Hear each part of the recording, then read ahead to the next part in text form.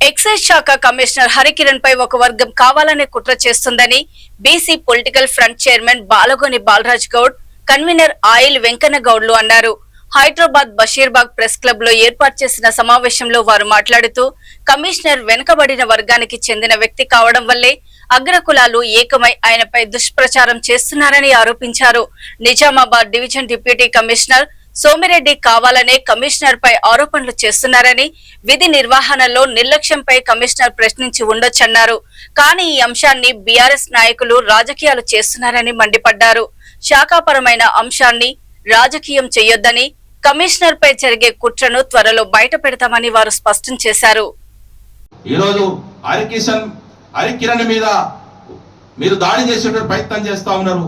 మాకు న్యాయం జరుగుతుందనేటువంటి నమ్మకంతో ఈరోజు మేము ఎప్పుడు పోయి హరికిరణ్ గారిని కలిసినా మాకు తక్షణమే స్పందించి మా సమస్యల పట్ల వారు ముక్త కంఠంతో మా వైపు నిలబడ్డటువంటి పరిస్థితి ఉంది. కాబట్టి ఇట్లాంటి చర్యలని మేము తీవ్రంగా ఖండిస్తా ఉన్నాం.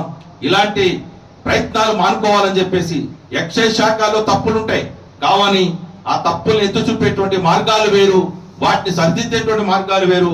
మీరు చేస్తున్నటువంటిది మళ్ళా భావజాల ఉద్యమాన్ని, మళ్ళీ ప్రాంతీయ విద్వేషాలు రెచ్చగొట్టి ఐఏఎస్లకి ఐపీఎస్లకి ఏ ప్రాంతంతో సంబంధం ఉంటుందా?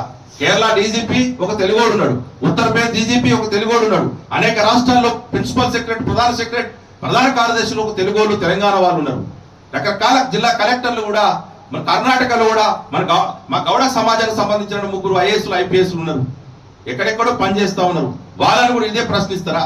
మీరు తెలంగాణలో కదా, తెలంగాణ పోవాలి, మీ ఇక్కడ పెత్తనం ఏందని అంటే, ఇక్కడ ఆంధ్ర చాలా మంది ఆఫీసర్లు, ఆంధ్ర ఆఫీసర్లు ఉన్నారు, అదే ఆంధ్రాలో కూడా తెలంగాణ చాలా మంది ఆఫీసర్లు ఉన్నారు. ఇట్లా ప్రాంతీయ విద్వేషాలను రెచ్చగొట్టి మళ్ళీ ఏదో పబ్బం గడుపుకుందామని చెప్పేసి ప్రయత్నం చేస్తే సహించేది లేదు. ఇంతకాలం మీరు చేసినటువంటి ఉద్యమాలు చాలు.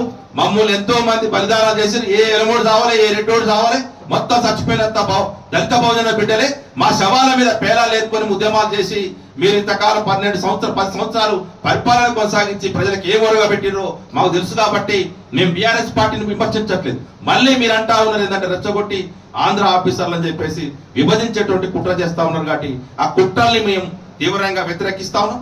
అదే విధంగా రేవంత్ రెడ్డి సర్కార్ మొత్తం కూడా సమర్థించేటువంటి పరిస్థితి లేదు. ఇంతకాలం బీసీ పొలిటికల్ ఫ్రంట్ గా